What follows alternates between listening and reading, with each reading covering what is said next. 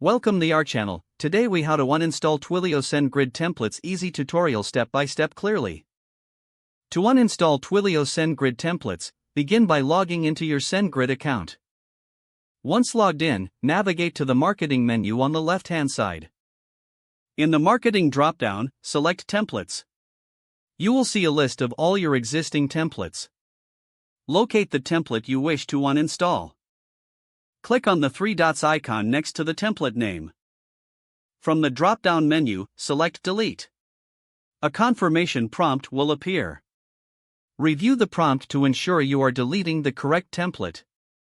Click on Confirm to proceed with the deletion. The template will be uninstalled and removed from your list. Repeat these steps for any additional templates you wish to uninstall. After finishing, double-check your templates list to confirm the templates have been successfully removed. You have now completed the process of uninstalling Twilio SendGrid templates. If the page does not load, refresh the browser or try again in a private or incognito window. Make sure you are using the correct email address, then retype it carefully to avoid small typos. If your password is not accepted, use the reset option and create a new strong password you can remember. Check your spam folder for verification or security emails, then complete any requested confirmation steps. Enable two-factor authentication if available to improve account security and reduce unauthorized access risk. After signing in, review your profile details so your contact information and settings are accurate and current. If you see an error message, note it down and try again after restarting your device and internet connection. Log out when you finish, especially on shared devices, to keep your account and payment information secure.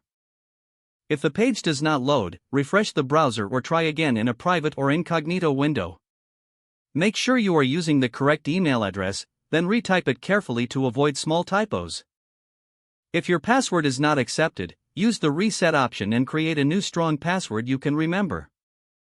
Check your spam folder for verification or security emails, then complete any requested confirmation steps.